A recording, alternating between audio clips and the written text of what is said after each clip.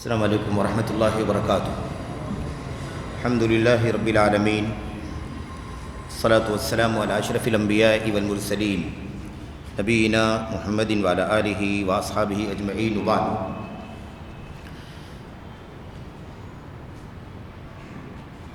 یقول النبی صلی اللہ علیہ وسلم: وَلَمْ يَمْنَعُوا زَكَاةَ أَمْوَالِهِمْ إِلَّا أُخِذُوا بِالسِّنِينَ وشدت المؤونہ وجور السلطان علیہم۔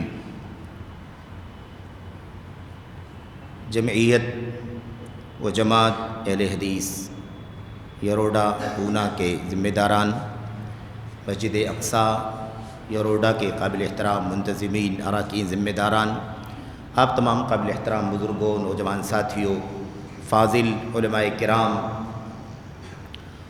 اور اسی طرح سے قابل احترام بزرگوں، نوجوان ساتھیوں، عزیزوں، زکوٰۃ سے متعلق آپ تفصیلات برادر محترم فضیلۃ الشیخ شفیق الرحمن سنابلی سلمہ اللہ سے عصر کی نماز کے بعد سے لے کر اب تک سن رہے تھے۔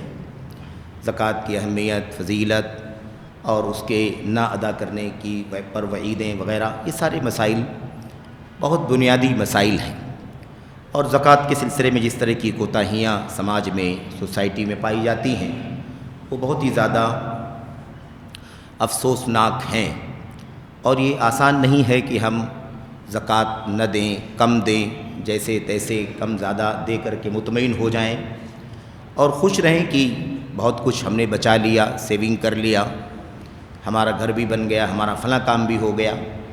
اس کا عذاب، اس کی لعنت سب آپ نے سنا ہے کہ انفرادی، اجتماعی، ملک، ملت، دنیا سب اس کی لپیٹ میں آتے ہیں، اور اسی لیے زکوٰۃ کا مسئلہ بہت بنیادی ہے۔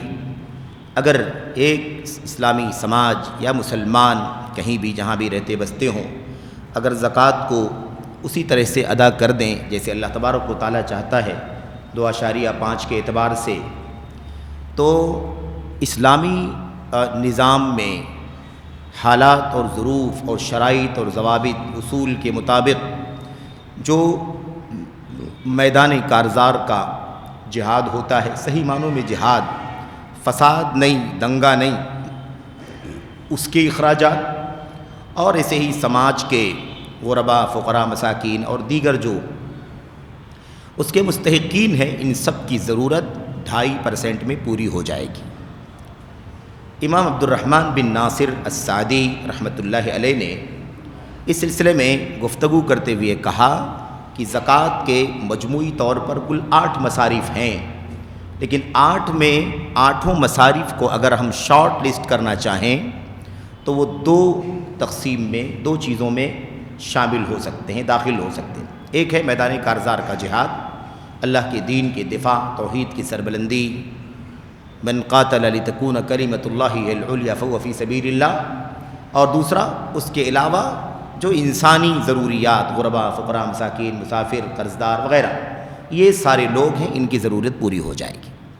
لیکن بس مشکل یہی ہے کہ ہم ادا تو کریں 2.5، 2.5% ہم یہ بھی ادا نہیں کرتے۔ بعض لوگ ادا کرتے ہیں، بعض لوگ نہیں کرتے ہیں، بعض لوگ تھوڑا بہت ادا کر دیتے ہیں، مطمئن ہو جاتے ہیں کہ کم از کم کچھ نہ دینا تو بہت سنگین جرم ہے، ٹھیک ہے پورا نہیں بھی دیتے ہیں تو 10%، 20%، 25% دے دیں، ادا کر دیں۔ ایسا نہ ہو کہ اللہ تبارک و تعالیٰ کے دین کا یہ رکن ہے اسلام کا، اور ہم اسے ڈھانے والوں میں شامل ہو جائیں۔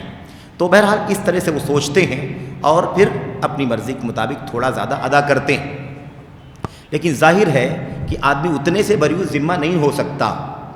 بہرحال چونکہ اس سلسلے میں آپ نے لمبا خطاب تفصیل سے سنا ہے، اس لیے اس پر تو لمبی بات نہیں کرنی ہے۔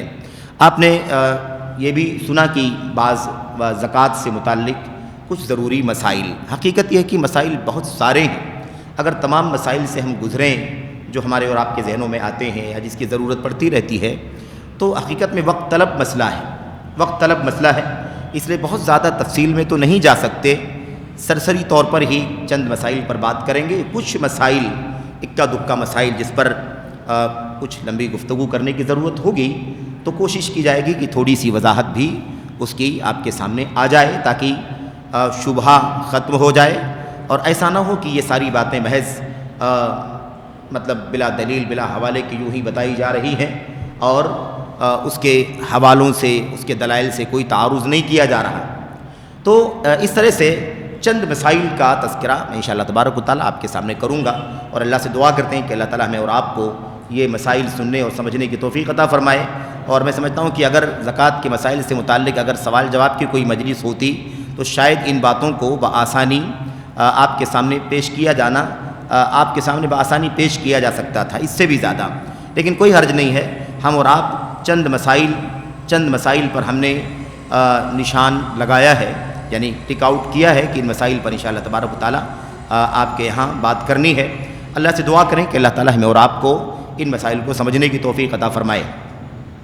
ہمارے سامنے جو ایک مسئلہ ہے وہ مسئلہ یہ ہے، میں ایسے ہی بس میں نے زکوٰۃ سے متعلق مسائل کا تذکرہ کر رہا ہوں، کوئی ایسی ترتیب نہیں ہے کہ کوئی خاص ترتیب ہے جسے میں آپ کے سامنے مد نظر رکھ کر کے گفتگو کر رہا ہوں، بس یہی ترتیب ہے کہ زکوٰۃ سے متعلق یہ باتیں ہیں، اور ہماری اور آپ کی ہمارا اور آپ کا جو معاشرہ ہے اس کے اندر زکوٰۃ ادا کرنے کے معاملے میں یہ سوالات یہ مسائل ہمارے سامنے آتے رہتے ہیں۔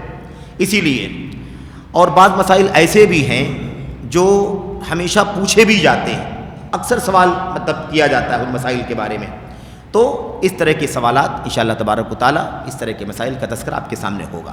مثال کے طور پر ایک مسئلہ بہت سارے لوگ یہ پوچھتے ہیں زکوٰۃ کے بارے میں کہ مثال کے طور پر ایک آدمی پر زکوٰۃ فرض ہو گئی اس کی شرائط ضوابط کی روشنی میں، لیکن اس نے زکوٰۃ ادا نہیں کی، اس سال زکوٰۃ ادا نہیں کی، ایک سال نکل کے اگلا سال آیا تو اب وہ سوچتا ہے کہ چلو اس سال ادا کر دیتا ہوں، تو اس سال اگر وہ ادا کر دیتا ہے جوڑ کر کے سارا حساب لگا کر کے ہے نا شرائط کے مطابق، تو اس سال جو زکوٰۃ ادا کر رہا ہے اس کے ادا کرنے سے پچھلے سال 1 سال 2 سال اس سے بھی زیادہ پچھلے کئی سالوں میں جو اس نے زکوٰۃ نہیں دیا ہے وہ زکوٰۃ ختم نہیں ہو جائے گی، وہ زکوٰۃ ساقط نہیں ہوگی، وہ آپ کے ذمے میں باقی رہے گی، وہ قرض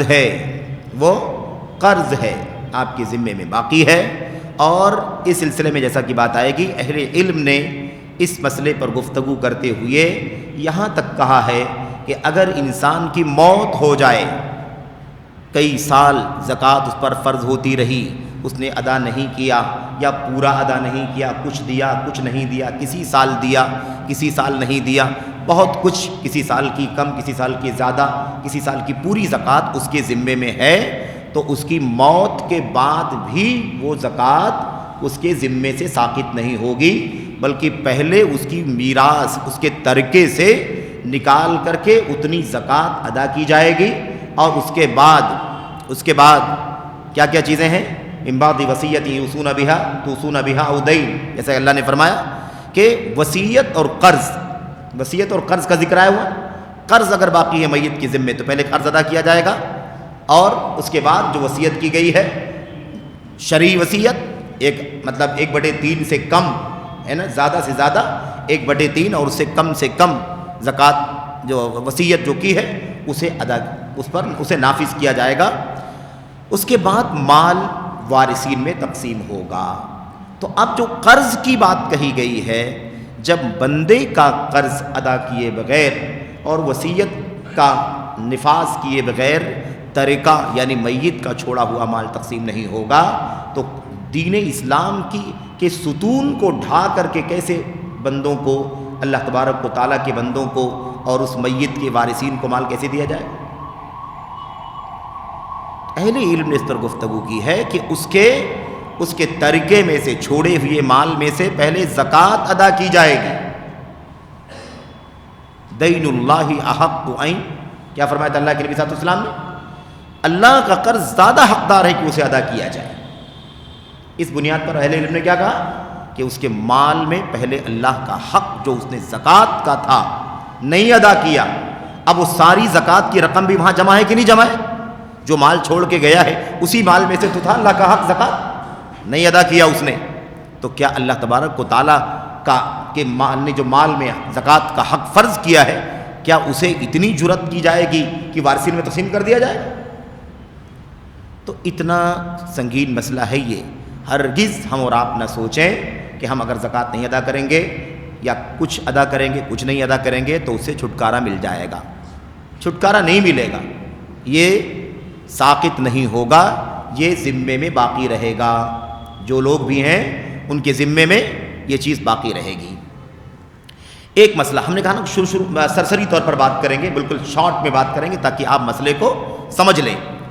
ایسی ایک مسئلہ زکوٰۃ کے بارے میں بہت زیادہ کامن ہے، بہت زیادہ کامن ہے، اور یہ مسئلہ بہت زیادہ بڑھ گیا تھا اس وقت جب کووڈ کے حالات سے ہم گزر رہے تھے، کورونا کے حالات سے گزر رہے تھے نا، اس وقت یہ مسئلہ بہت زیادہ بڑھ گیا تھا. وہ مسئلہ کیا ہے؟ شیخ نے بتایا ہوگا، شیخ شفیق الرحمان حافظ اللہ نے، کہ زکوٰۃ جو ہے وہ سونے چاندی کے اندر یعنی روپے پیسے کے اندر فرض ہے کہ نہیں؟ وہ اناج اور غلے کے اندر فرض ہے، وہ مویشیوں کے اندر فرض ہے، وہ کاروبار اور تجارت کے مالوں کے اندر فرض ہے، اور بھی چیزیں ہیں دفینے وغیرہ وغیرہ، ہے نا؟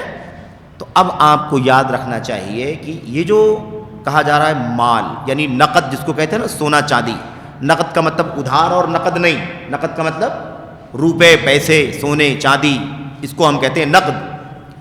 پھر دوسرا کیا ہے؟ مویشی، جانور، گائے ہے، بکریاں ہیں، اونٹ ہیں، بھینس وغیرہ، ٹھیک ہے؟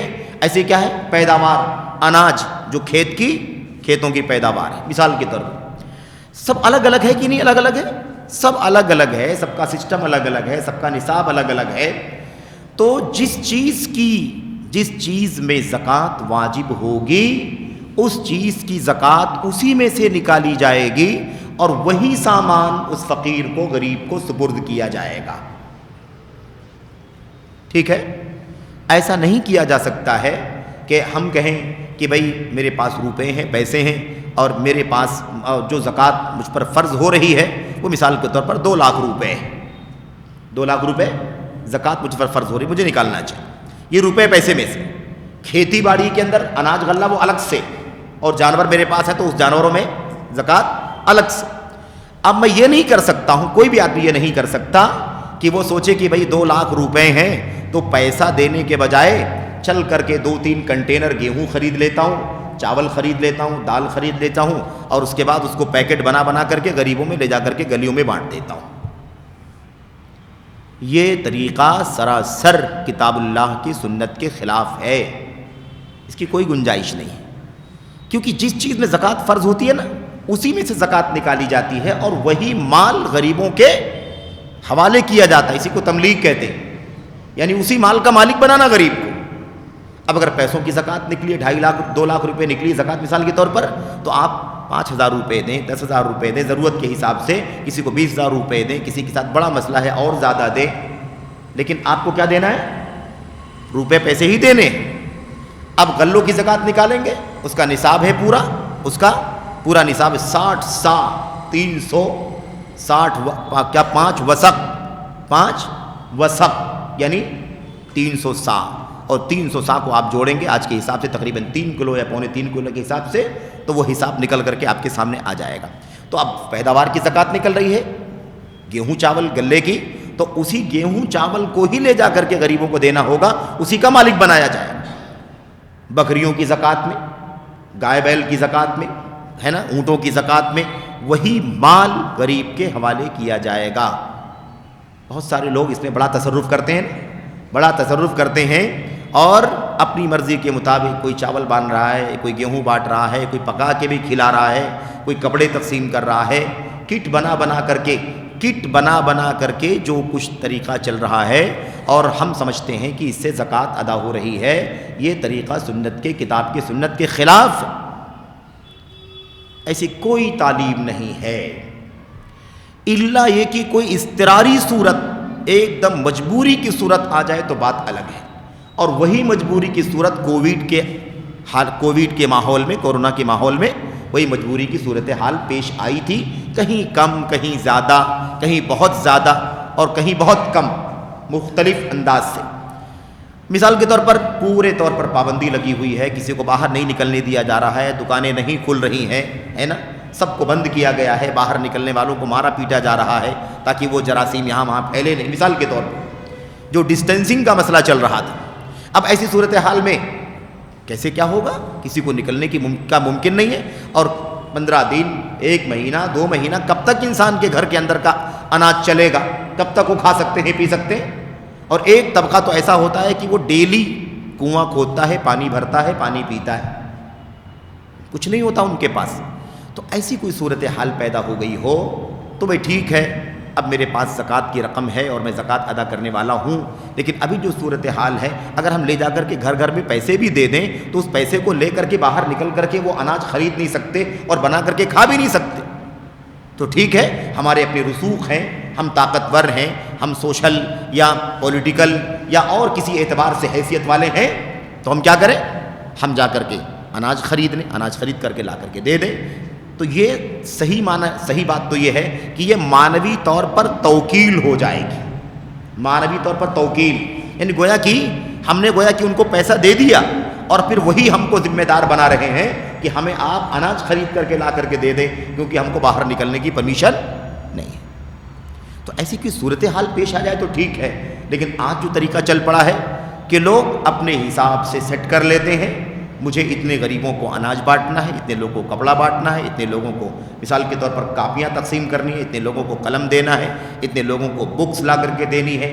یہ طریقہ جو چل پڑا ہے کہ اپنی زکوٰۃ کی رقم سے اناج، غلہ، کپڑا، کتاب، قلم لا کر کے بانٹ دیتے ہیں اور مطمئن ہو جاتے ہیں کہ ہم نے زکوٰۃ ادا کر دی۔ یہ طریقہ یہ زکوٰۃ کے مسائل میں سے ایک مسئلہ ہے اور اس سے بچنا ضروری ہے۔ یہ طریقہ درست نہیں ہے اور خطرہ ہے کہ زکوٰۃ قبول نہیں ہوگی، خطرہ ہے کہ زکوٰۃ قبول نہیں ہوگی، اس لیے کہ صحیح بات یہ ہے کہ ہم اناج بانٹ رہے ہیں، بھئی ہم جب پیسہ اس کو دیں گے تو وہ ہو سکتا ہے بچی کی شادی کرے گا، ہو سکتا ہے وہ گھر کا کرایہ بھرے گا، ہو سکتا ہے بجلی کا بل بھرے گا، ہو سکتا ہے بچے کی فیس بھرے گا، ہو سکتا ہے وہ جوتا چپل خریدے گا، کچھ بھی خرید سکتا ہے نا۔ ہم نے اناج لا کر کے دے دیا، ہم نے کاغذ لا کر کے دے دیے، اور اس کا نتیجہ بھی آپ کو دیکھنے کو ملے گا کہ بہت سارے لوگوں کو جب یہاں سے کٹ 2 کٹ 5 کٹ 10 کٹ جب مل جاتی ہے اور 200 کلو اناج جمع ہو جاتا ہے تو اس کو لے جا کر کے اونے پونے میں بیچ کر کے پیسے لیتا ہے، اس لیے کہ اس کو اناج کی ضرورت نہیں ہے۔ کس کی ضرورت ہے؟ پیسے کی ضرورت ہے۔ میں سمجھتا ہوں بات واضح ہو گئی اختصار کے ساتھ۔ اس طرح سے اور بھی بہت سارے مسائل ہیں اور اس طرح کے مسائل کے ضمن میں اچھا ایک بات تو ہو گئی ہے، یہ ایک دو مسائل آپ کے سامنے آ گئے۔ ایسے ہی ایک مسئلہ یہ بھی ہے کہ سونے کا نصاب، چاندی کا نصاب، غلے کا نصاب، جانور کا نصاب، جو کچھ نصاب طے ہے، میں سمجھتا ہوں اس وقت نصاب کی بات نہ کریں تو بہتر ہے، سوائے اس کے کہ ضرورت کے مطابق۔ اصل جو بات بتانا ہے مجھے وہ یہ ہے، ایک طبقہ ہمارے بھائیوں کا ایسا ہے اور خاص طور پر اس طرح کے مسائل جو پیدا ہوئے ہیں میری اپنی معلومات کے مطابق، ناقص معلومات کے مطابق، وہ جنوبی ہندوستان کے تمل ناڈو کے علاقے بعض علاقوں سے پیدا ہوئی ہیں۔ ایک طبقہ ہے ادھر جو مطلب بہت سارے مسائل میں انحراف کا شکار ہے اور وہ تمل ہی وہ جانتے ہیں اور تمل ہی میں ان کی باتیں ہوتی ہیں۔ ان کا کوئی بہت بڑا مفسر ہے، تفسیر کرتا ہے قرآن کی، اور اس کے درسوں میں 2-2 لاکھ 3-3 لاکھ لوگ جمع ہوتے ہیں، جبکہ وہ آدمی دین کا عالم نہیں ہے، عقل پرست ہے، اپنی حوث اور خواہشات کے مطابق قرآن کی تفسیریں کرتا ہے۔ لیکن وہ طبقہ جو کہ تمل زبان سے تعلق رکھتا ہے، اس لیے بہت سارے لوگ نہیں جانتے ہیں۔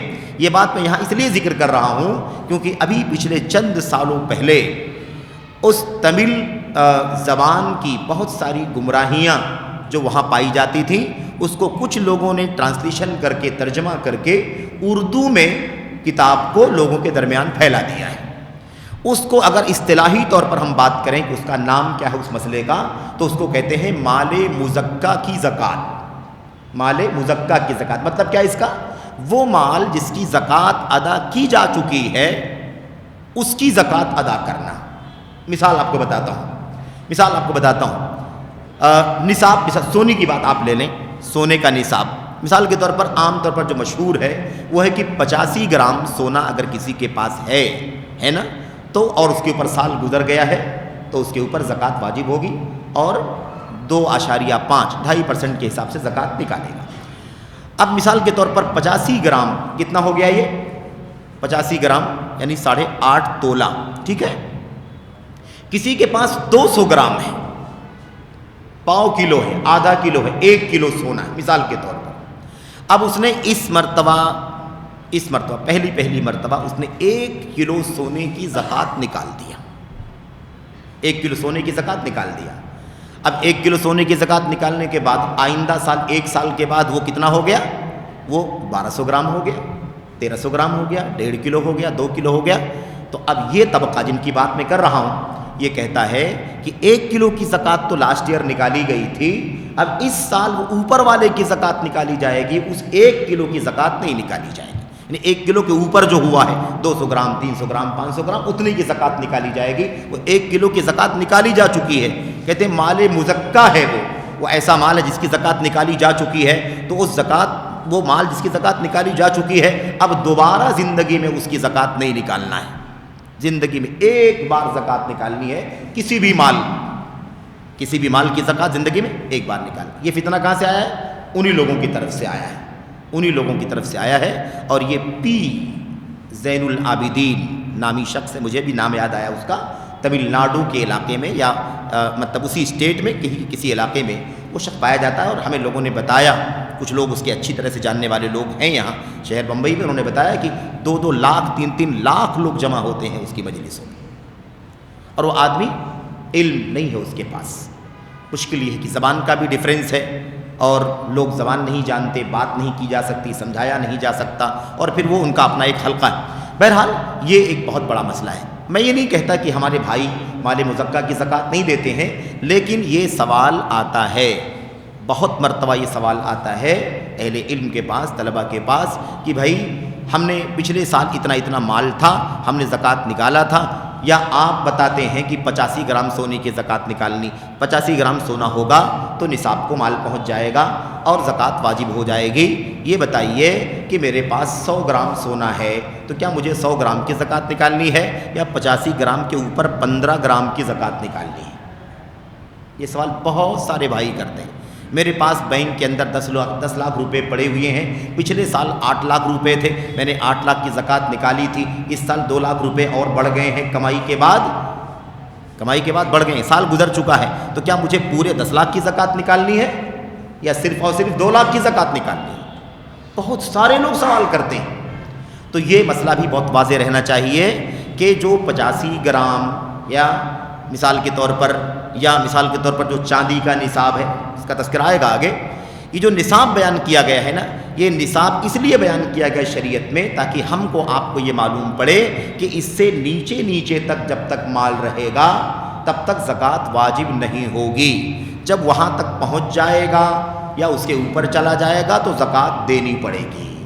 یہ بتانے کے لیے ہے، یہ بتانے کے لیے نہیں ہے کہ 85 گرام تک زکوٰۃ نہیں دینا ہے، 85 گرام کے اوپر 86 گرام ہوگا تو 1 گرام کی زکوٰۃ دینی پڑے گی. یہ نہیں ہے. پھر تو نصاب کا معنی ہی سمجھ میں نہیں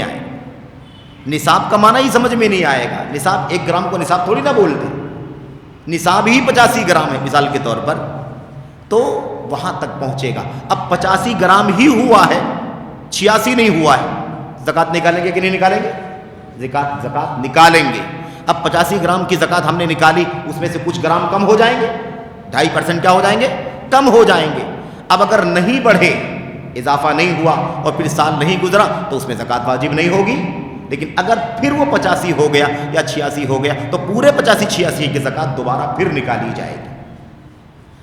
آپ کے پاس، ہمارے پاس 500 گرام سونا ہے، آدھا کلو ہے، زکوٰۃ نکالیں گے، تھوڑا کم ہو جائے گا، پھر زکوٰۃ نکالیں گے، پھر تھوڑا کم ہوگا، ہم 5 سال 10 سال زکوٰۃ نکالتے رہیں گے، تھوڑا مال کم ہوتا رہے گا، اس وقت تک زکوٰۃ واجب ہوتی رہے گی جب تک وہ 85 گرام کے نیچے نہ آ جائے. میں سمجھتا ہوں بات واضح ہو گئی. اس لیے یہ ڈاؤٹ کہیں سے بھی نہیں آنا چاہیے کہ مال مزکا کی زکوٰۃ نہیں دینی ہے. بھائی وہ نصاب بتایا گیا ہے کہ اس سے نیچے تک رہے گا تو زکوٰۃ واجب ہی نہیں ہوگی. اتنا برابر ہوا زکوٰۃ واجب ہو گئی. تو جب اس پر زکوٰۃ واجب ہو چکی ہے تو کس حساب سے ہم کہتے ہیں کہ نیچے والے کی زکوٰۃ نہیں دینی ہے، اوپر والے کی دینی ہے؟ وہی تو واجب ہو نا، وہی مقدار جب پوری ہوگی تو زکوٰۃ واجب ہوگی. اسی لیے یہ مسئلہ بہت زیادہ عام ہے اور اس سلسلے میں بہت سارے لوگ جو ہیں وہ کیا کرتے ہیں، بہت سارے لوگ ڈاؤٹ پیدا کرتے ہیں. اچھا خیر، اس کے بعد جو اگلی بات جو میں آپ کے سامنے عرض کرنا چاہتا ہوں وہ ہے مسئلہ زیورات میں زکوٰۃ کا. شیخ صاحب نے بتایا زیورات میں زکوٰۃ والا آیا.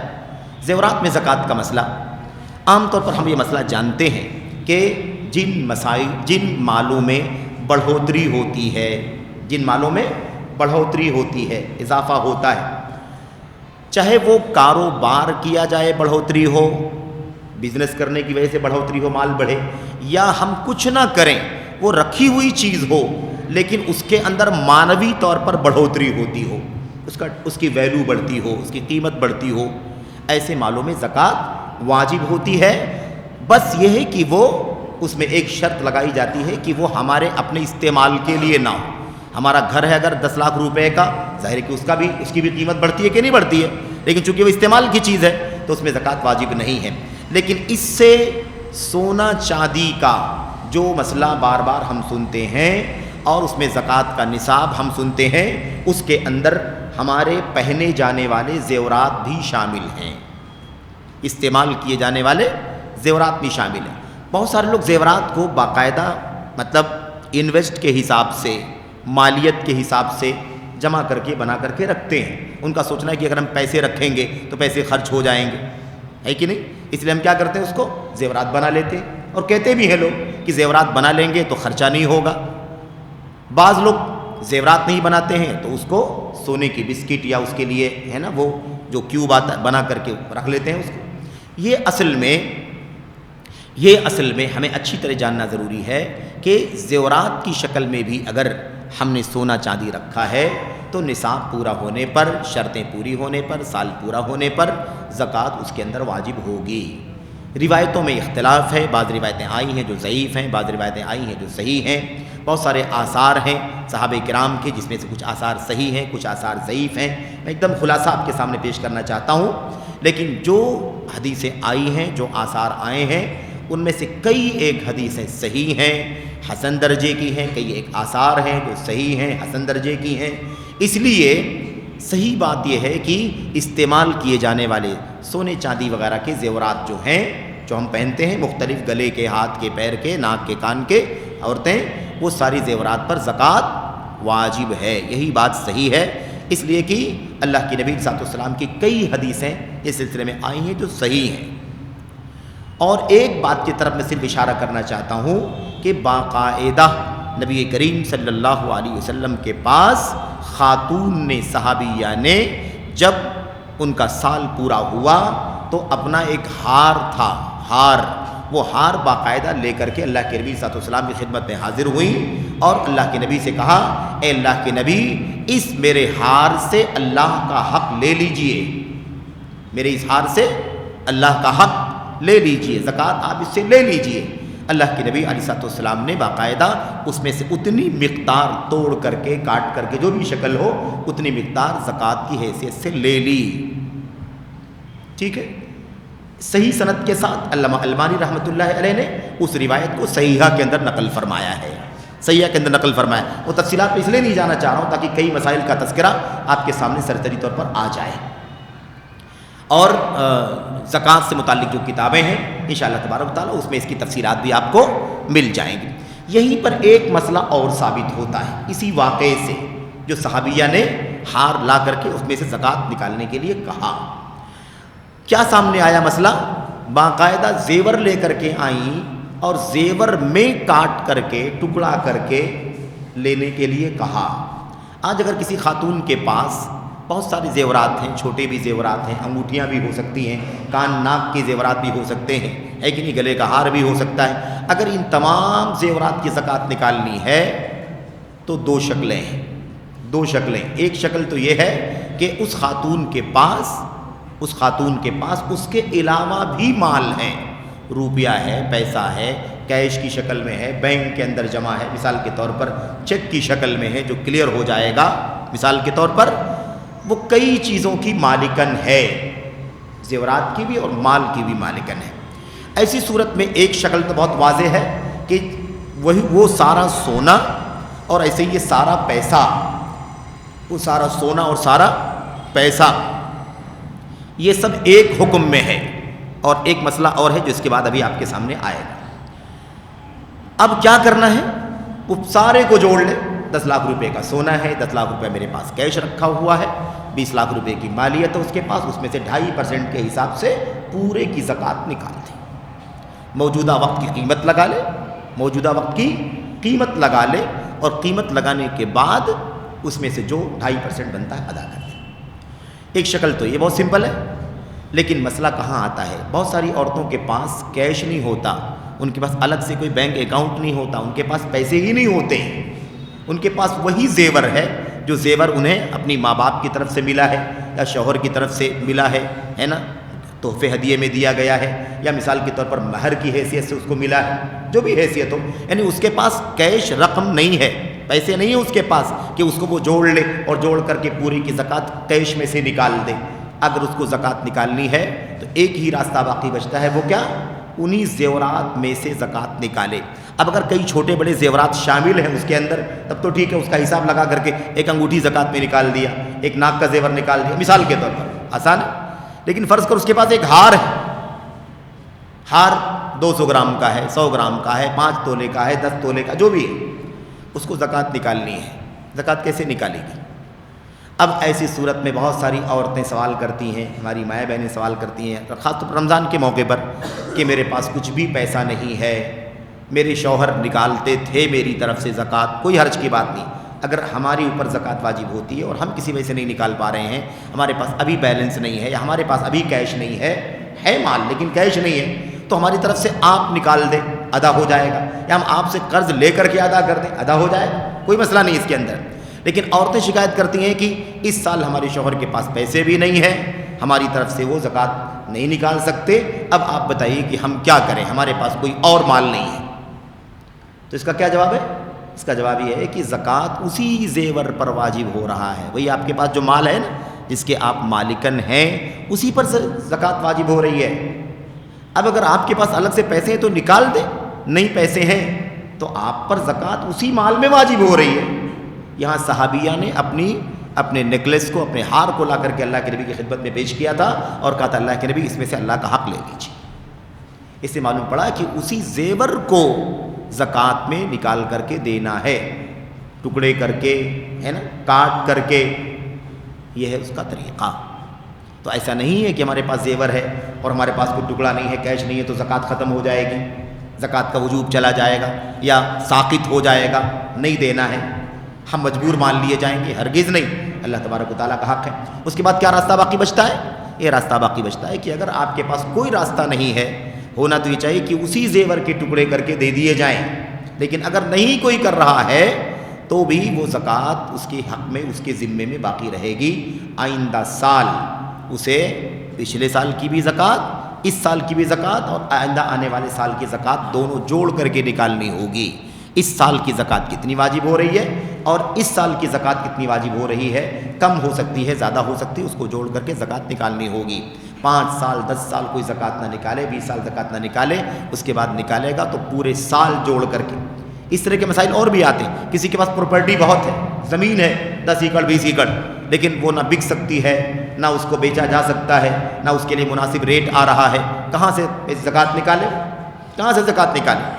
تو ایسے لوگوں کے لیے کیا علاج ہے؟ ایسے لوگوں کا علاج یہ ہے کہ وہ جتنے سال تک وہ پیسے نہیں ہیں ان کے پاس، زکوٰۃ نہیں دے رہے ہیں، ہر سال اس زمین کی، اس جائیداد کی مالیت جوڑیں، اس کا پرسنٹ اور زکوٰۃ کی مقدار جتنی واجب ہوتی ہے اس کو جوڑیں، اس سال کا اتنا، دوسرے سال کا اتنا، تیسرے سال کا اتنا، اور اس کے بعد 10 سال کے بعد ادا کرنے جا رہے ہیں تو اتنا زکوٰۃ، اتنی زکوٰۃ مجھ پر واجب ہوتی ہے، اتنا جوڑ کر کے ایک ساتھ میں نکالنا ہوگا۔ شیخ صالح فوزان حفظہ اللہ سے بھی اس سلسلے فتویٰ موجود ہے اور بھی دیگر علماء سے، اور ان فتووں کی بنیاد کیا ہے؟ ان فتووں کی بنیاد وہ اللہ کے نبی، اللہ کے کلام کی آیتیں اور اللہ کے نبی علیہ الصلوۃ والسلام کی حدیثیں ہیں، جس میں اللہ تبارک و تعالیٰ نے فرمایا والذین یکنزون الذهب والفضة ولا ينفقونها في سبيل الله فبشرهم بعذاب علیم۔ جو لوگ سونے چاندی کو جمع کر کے رکھتے ہیں، خزانہ بنا کر کے رکھتے ہیں، اس کی زکوٰۃ نہیں دیتے، انہیں جہنم کی، انہیں دردناک عذاب کی خوشخبری سنا دیجیے۔ یہ آیت کریم اللہ کے نبی کی حدیثیں، تو یہ چیز کیا ہوگی؟ ہمارے مسائل کی ضمن میں یاد رہے کہ ہمیں کیا کرنا ہے؟ زکوٰۃ ادا کرنا ہے۔ اس کے بعد ایک مسئلہ یہ ہے کہ زیورات کی زکوٰۃ میں اکثر یہ مسئلہ بھی پوچھا جاتا ہے کہ ہمیں زیورات بھی زکوٰۃ نکالنی ہے، لیکن یہ بتائیے کہ زکوٰۃ ہم کیسے نکالیں؟ یہ 5 تولہ، 2 تولہ، 1 تولہ میری بیٹی کے پاس ہے، یہ بہو کے پاس ہے، یہ میری پوتی کے پاس ہے، فلاں کے پاس ہے، میری بہن کے پاس ہے، اس میں ہم زکوٰۃ کیسے نکالیں؟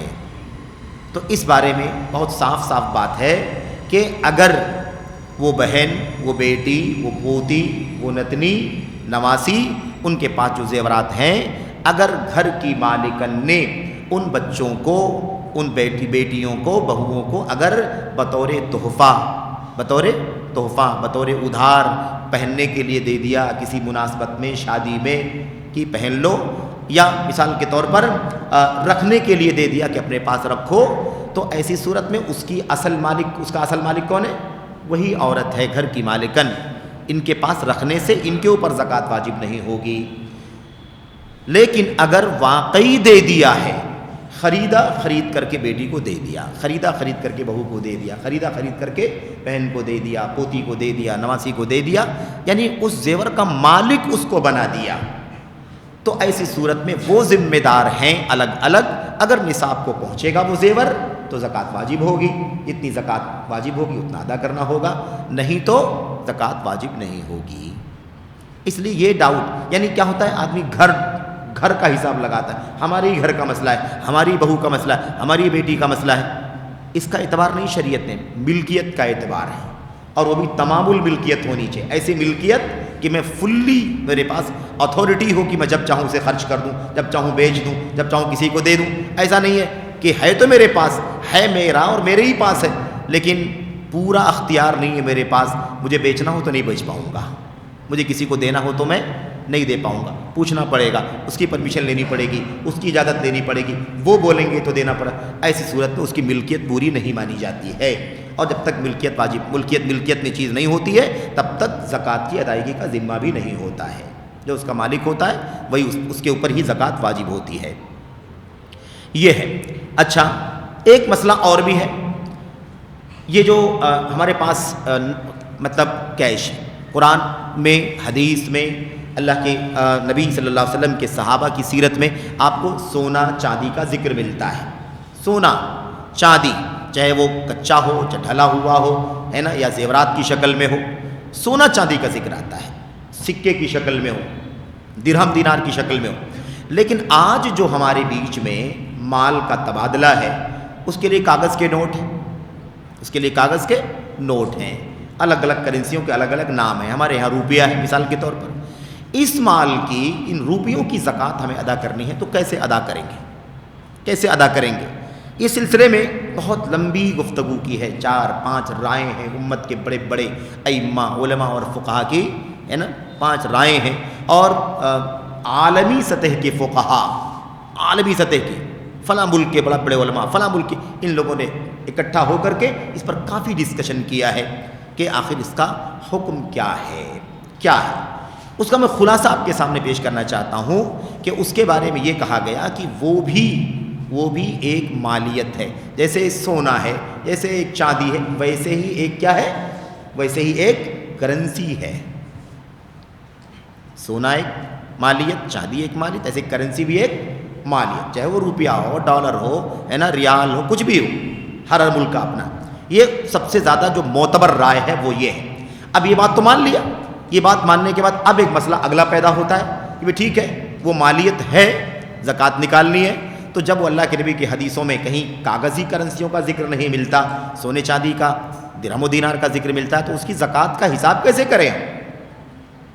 ہمارے پاس پیسے ہیں، روپے ہیں، ہم 10 لاکھ روپے کے مالک ہیں، 20 لاکھ روپے کے مالک ہیں، وہ کاغذ کی شکل میں ہے، سونا بھی نہیں ہے، چاندی بھی نہیں ہے، کاغذ کی شکل میں، زکوٰۃ کیسے نکالیں اس کا حساب کیسے بنائیں؟ کس کا حساب کس سے جوڑ کر کے بنائیں؟ کیا اس کو سونا سمجھ کر کے سونے کا حساب لگائیں، یا چاندی سمجھ کر کے چاندی کا حساب لگائیں؟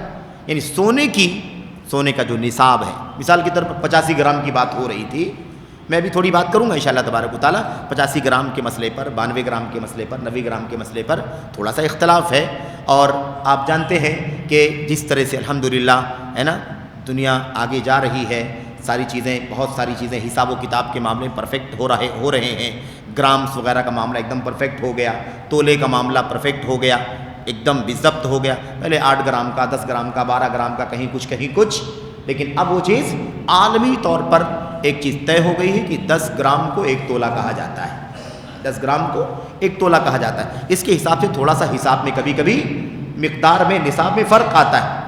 85 گرام جس پر عام طور پر ابھی عمل ہو رہا ہے اسی کو ہم بیس بنا کر کے بات کرتے ہیں۔ 85 گرام سونا مثال کے طور پر آج ہمیں نہیں معلوم کیا ریٹ چل رہا ہے، فرض کر لو 1 لاکھ روپے، حساب کو آسان کرنے کے لیے، حساب کو آسان کرنے 85 گرام سونے کی قیمت کتنی ہوگی؟ 1 لاکھ روپے تولے کے حساب سے 8.5 لاکھ روپے۔ 8.5 لاکھ روپیہ اگر کسی کے پاس ہے، سونا نہیں ہے اس کے پاس سونا نہیں ہے، بالکل نہیں ہے، کیا ہے اس کے پاس؟ 8.5 لاکھ روپے، اس کی زکوٰۃ واجب ہوگی کہ نہیں واجب ہوگی؟ واجب ہوگی۔ اب 8.5 ہو چاہے 10 ہو 20 ہو، زکوٰۃ واجب ہوگی۔ زکوٰۃ میں وہ کس کا خیال کرے؟ اب اگر 8.5 لاکھ روپیہ مثال کے طور پر ہے، تب جا کر کے وہ سونے کے نصاب کو پہنچے گا۔ چاندی کا نصاب اگر بنا لے تو اب جو حساب چل رہا ہے وہ 574 گرام، کتنا گرام؟ 574 گرام، تقریباً 574 گرام۔ جدید نصاب کے اندر وہ تھوڑا سا اور بڑھ گیا ہے، اور زیادہ بڑھ گیا ہے۔ 574 گرام کو اگر آپ حساب لگا لیں مثال کے طور پر، آج کل کے حساب سے کتنا بنے گا؟ کچھ اندازہ کسی کو ہو تو بتا سکتا ہے، کوئی مسئلہ نہیں۔ 1 لاکھ روپے، 1.5 لاکھ روپے، 1.5 لاکھ روپے چاندی کا نصاب اگر آپ جوڑتے ہیں تو 1.5 لاکھ میں زکوٰۃ کیا ہو جائے گی؟ فرض ہو جائے گی۔ سونے کا نصاب اگر آپ جوڑتے ہیں تو 8.5 لاکھ روپے کے بعد کیا ہو جائے گی؟ زکوٰۃ فرض ہوگی۔ آپ کے پاس سونا نہیں ہے، آپ کے پاس چاندی نہیں ہے، آپ کے پاس کیش ہے، آپ زکوٰۃ ادا کرنا چاہتے ہیں، آپ کے پاس 10 لاکھ روپے، آپ کس کی رعایت کر کے حساب بنائیں؟ چاندی کی رعایت کریں گے اگر آپ تو 1.5 لاکھ پر ہی زکوٰۃ واجب ہو جائے گی، 1.5 لاکھ پر ہی زکوٰۃ واجب ہو جائے گی۔ اور سونے کا حساب اگر لگائیں گے تو 8.5 لاکھ ہونے کے بعد زکوٰۃ واجب ہوگی۔ اگر 1.5 لاکھ کا حساب لگاتے ہیں تو جس کے پاس 1.5 لاکھ روپے ہے اس کے اوپر 2.5% زکوٰۃ کیا ہے؟ فرض۔ 1.5 لاکھ روپے میں 1.5 لاکھ روپے میں کیا ہے؟ زکوٰۃ فرض ہے، 2.5% نکالنا پڑے گا۔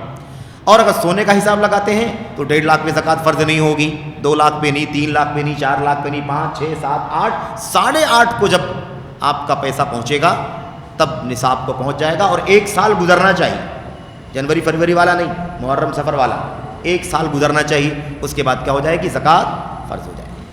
اب اس میں اختلاف ہو گیا کہ کس کا حساب لگائیں، چاندی کا حساب لگائیں یا سونے کا حساب لگائیں۔ اس بارے میں امت کے علماء کی مجموعی طور پر 2 رائے ہیں۔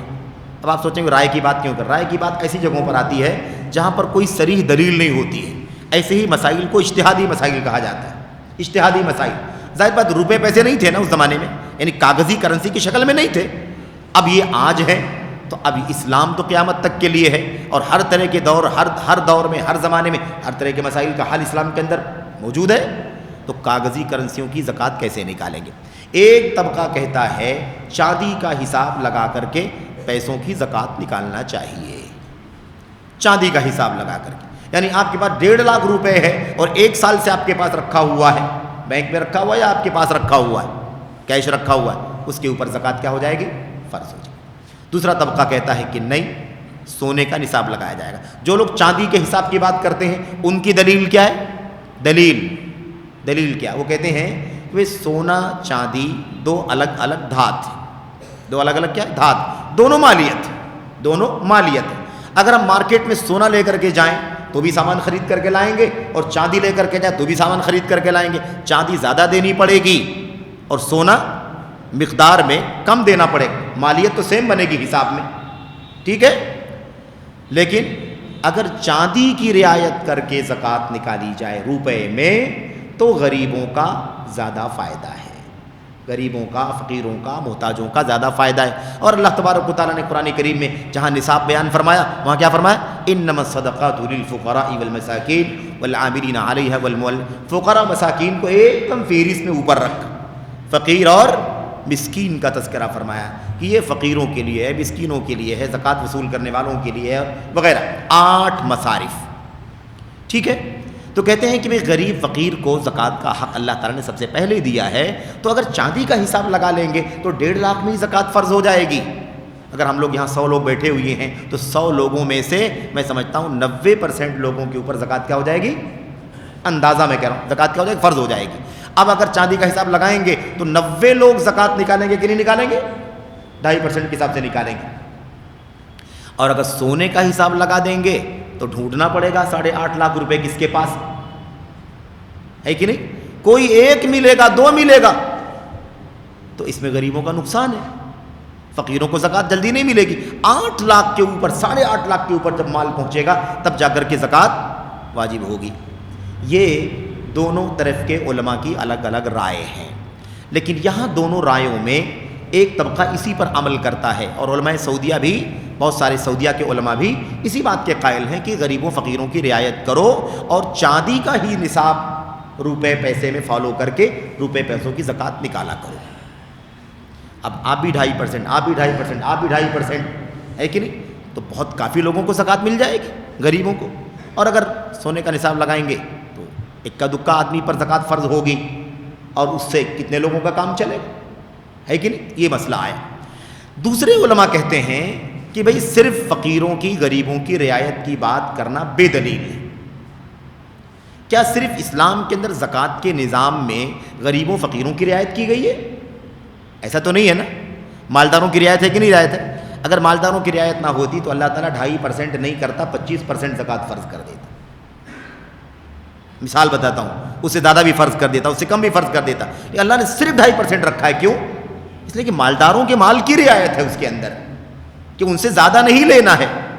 ان کو اللہ نے مال دیا ہے، ان کے مال میں سے 2.5% ہی لینا ہے، اور اسی سے غریبوں کا کام ہو جائے گا، ان کی ضرورت پوری ہو جائے گی. تو اللہ تبارک و تعالیٰ نے غریبوں کی بھی رعایت کی ہے اور مالداروں کی بھی رعایت کی ہے. تو یہ کیوں کہا جا رہا ہے کہ غریبوں کی رعایت کرتے ہوئے چاندی کا نصاب لگا لیا جائے، ہے نا، سونے کا نصاب نہ لگایا جائے. سونے اور چاندی میں جو جھگڑا ہے، اس جھگڑے کا جو علاج زیادہ معتبر علماء کرام نے بیان کیا ہے وہ یہ کیا ہے کہ بھئی دنیا میں سونے اور چاندی کے بیس پر ہی ہر ملک کے لوگوں کو کرنسی چھاپنے کی پرمیشن ملتی ہے. عالمی نظام ہے کہ ہر ملک اتنے ہی نوٹ چھاپتا ہے، اتنی ہی مالیت کے کاغذ چھاپتا ہے، نوٹ چھاپتا ہے، جتنا اس ملک کی معیشت سونے کی شکل میں ہوتی ہے. عالمی طور پر ہر ملک کے پاس جس مقدار میں سونا ہوتا ہے نا، اسی مقدار کے مطابق اس کو کاغذ کے نوٹ چھاپنے کی پرمیشن ہوتی ہے. ایسا تو نہیں ہے نا کہ کوئی مشین لگا لے تو جتنا چھاپنا چاہے چھاپ لے. ایسا نہیں ہے. ایک نظام بنا ہوا ہے. تو وہ کاغذ نہیں ہے، کاغذ کے پیچھے کچھ ہے. تو کاغذ کے پیچھے کیا ہے؟ چاندی ہے کہ سونا ہے؟ تو ساری دنیا کا نظام کس پر چلتا ہے؟ سونے پر چلتا ہے. اس لیے سونے پر اس کو فٹ کرنا چاندی پر فٹ کرنے کے مقابلے میں زیادہ بہتر ہے. اب رہی یہ بات کہ چاندی کو اگر لیں گے تو غریبوں کا فائدہ ہوگا، تو اگر سونے کو اگر لیں گے اور اگر چاندی کو لیں گے غریبوں کا فائدہ ہوگا تو نقصان بھی تو ہوگا مال والوں کا، یعنی سب کے اوپر زکوٰۃ فرض ہو جائے گی. تو سونے کی رعایت کرنا اس لیے زیادہ مناسب ہے کیونکہ عالمی نظام کے تحت کاغذ جو ہے نا، کاغذ کا نوٹ، یہ دراصل سونے کے بدلے میں ہے، سونے کے بدلے میں. اس لیے سونے کی رعایت کرنا زیادہ مناسب ہے. البتہ اتنی بات ہم سب کو یاد رہنی چاہیے کہ ہمدردی، محبت، غمگساری اور ایک دوسرے پر ترس رحم کرنا یہ ہماری ہے نا شان ہے، ہماری پہچان ہے، اسلام کی تعلیم ہے. اس لیے اگر کسی کے پاس پیسے ہیں اور وہ چاندی کے نصاب سے ہی زکوٰۃ نکال دیتا ہے تو بہت بہتر ہے، بہت بہتر ہے. اجر ملے گا اس کو زیادہ، جلدی سے جلدی لوگوں کو زکوٰۃ کی رقم ملے گی، ضرورت مندوں کو اپنی ضرورت پوری کرنے میں آسانی ہوگی. فقراء ہیں، مساکین ہیں، محتاجین ہیں، تو اس میں کوئی حرج کی بات نہیں ہے. لیکن بحیثیت مسئلہ اگر ہم سمجھیں تو زیادہ قریب جو ہمیں لگتا ہے، علماء کرام نے جو بات کی ہے کہ روپے پیسے کو دنیا کی کسی بھی ملک کی کرنسی ہو، کاغذ کی کرنسیاں، اس کو چاندی کے بجائے سونے کے حساب سے زکوٰۃ دینا زیادہ قریب لگتا ہے. ھذا ما عندنا واللہ اعلم. اللہ خوب جانتا ہے حقیقت کیا ہے، اللہ ہی کو اس کا علم ہے. لیکن یہ چیز جو ہمارے سامنے ہے، اس سے زیادہ قریب یہی لگتا ہے کہ روپے پیسے کی زکوٰۃ سونے کے نصاب کی رعایت کرتے ہوئے ادا کرنی چاہیے. خیر، یہ بات سرسری طور پر آپ کے سامنے آ گئی. اس کے بعد اور بھی چند مسائل ہیں، ان کا تذکرہ میں جلدی سے کرنا چاہتا ہوں. ایک مسئلہ کیا ہے؟ ایک مسئلہ ہے سامان تجارت کا. اکثر و بیشتر یہ سوال آتا ہے کہ تجارت کا سامان ہے میرے پاس، میں زکوٰۃ دینا چاہتا ہوں، کیسے زکوٰۃ دوں؟ تو ایک مسئلہ تو یہ ہے کہ بھائی 2.5% زکوٰۃ نکالنی ہے. آج ہم نے مثال کے طور پر 1 رمضان کو مثال ایک رمضان کو ہم نے اپنی دکان کے اندر، گوڈاؤن کے اندر، فیکٹری کے اندر ہم نے سامان لا کر کے رکھا اور ہم اس کو بیچ رہے ہیں، سامان آ بھی رہا ہے، جا بھی رہا ہے، اور اس طرح سے کاروبار چل رہا ہے۔ 1 سال پورا ہونے کے بعد بغیر کسی ہیلے کے، بغیر کسی کمی بیشی کے ہمیں دیکھنا ہے کہ ہمارے کارخانے میں، ہمارے گوڈاؤن میں، ہماری شاپ میں، اور کیا کہتے ہیں اس کو، اسٹور میں کتنے کا مال ہے، کتنے کا مال ہے۔ جتنے کا بھی مال ہے کم زیادہ نہیں دیکھنا ہے۔ اسٹارٹ کیا تھا تو کتنے کا مال ڈالا تھا، اور اب اس سے کم ہے یا زیادہ ہے، اس سے کوئی بحث نہیں، اس سے کوئی بحث نہیں ہے۔ اس وقت جب سال پورا ہو رہا ہے تو اس کا اندازہ لگا کر کے 2.5 کے حساب سے زکوٰۃ ادا کر دی جائے۔ ایک سوال اس میں دوسرا کیا جاتا ہے، وہ سوال یہ ہے کہ حساب کب سے جوڑے گا، سال کب سے شروع کرے گا؟ جس تاریخ میں اپنی دکان میں مال لا کر کے رکھا ہے وہاں سے اپنا سال شروع کرے گا یا کہاں سے شروع کرے گا؟ تو بہت سارے لوگ تو یہی سمجھتے ہیں کہ جس تاریخ کو مال لے کر کے آیا ہے اسی تاریخ سے وہ اپنا سال اسٹارٹ کرے گا، لیکن صحیح بات یہ ہے کہ وہاں سے سال اسٹارٹ نہیں کرے گا، بلکہ سال تو وہیں سے اسٹارٹ ہے جب سے آپ کے پاس وہ کیش پڑا ہوا ہے، جب سے آپ کے پاس مال ہے۔ مال پہلے سے تھا روپے پیسے کی شکل میں، 6 مہینے سے تھا، 8 مہینے سے تھا، 2 سال سے تھا، ہے کہ نہیں؟ ہر سال زکوٰۃ دے رہے تھے۔ اس سال ہم نے دکان کھولی تو ہم نے اسی پیسے کو مارکیٹ میں لے جا کر کے سامان خریدا، کپڑے خریدے اور کوئی سامان خریدا، لا کر کے دکان میں رکھا۔ تو سال کب سے شروع ہو رہا ہے؟ سال اسی وقت سے شروع ہو رہا ہے جب سے آپ کے پاس مال نصاب کو پہنچا ہوا ہے۔ جب سے مال نصاب کو پہنچا ہوا ہے وہیں سے سال جوڑا جائے گا۔ دکان کھول کر کے 2 مہینہ ہوا ہے لیکن 10 مہینہ پہلے سے میرے پاس مال تھا، تو آج میں کیا کروں گا؟ آج میں 2 مہینے کے بعد ہی اس کی زکوٰۃ نکالوں گا، کیونکہ سال پورا ہو چکا ہے۔ ہم پہلے سے مالک ہیں اس کے، جب سے دکان کھولے ہیں تب سے اس کے مالک نہیں ہیں۔ یہی بات زیادہ قریب ہے، جبکہ بعض علماء کہتے ہیں کہ نہیں، سال اسی وقت سے شروع ہوگا جب سے انسان نے دکان کھولی ہے۔ بہرحال اسی طریقے سے ایک مسئلہ جو بہت زیادہ ہر سال آتا ہے وہ زکوٰۃ کے مصارف سے متعلق ہے۔ مصارف زکوٰۃ میں ایک نصاب، ایک مسئلہ جو ہے وہ ہے فی سبیل اللہ کا، ایک مد جو ہے وہ کیا ہے؟ فی سبیل اللہ کا مد ہے۔ اللہ تبارک و تعالیٰ کی راہ، وفی سبیل اللہ وابن السبیل، وفی سبیل اللہ وابن السبیل، اللہ تبارک و تعالیٰ کی راہ میں اور ایسے ہی مسافر کو زکوٰۃ دی جائے۔ فی سبیل اللہ میں زکوٰۃ دینا یہ ایک مد ہے۔ فی سبیل اللہ کا لفظ قرآن میں سنت میں جب آتا ہے، کوئی بھی مسلمان جب اس کو پڑھتا ہے تو اس کے ذہن میں جو بات آتی ہے وہ یہی آتی ہے کہ کفر و اسلام کی جنگ ہو، میدان کارزار سجے، اس راہ میں اس میں کیا ہوگا؟ ہمیں زکوٰۃ کی رقم ہمیں اس کے اندر لگانی ہوگی۔ یہ بات جو ہے اللہ کے نبی صلی اللہ علیہ وسلم کی حدیثوں میں بھی بار بار آئی ہوئی ہے، قرآن کریم کے اندر بھی آئی ہوئی ہے، اور یہ بات اپنی جگہ پر مسلم ہے کہ فی سبیل اللہ سے مراد میدان جنگ ہے، میدان جنگ، اس میں کسی کا اختلاف ہے ہی نہیں، کسی کا اختلاف نہیں۔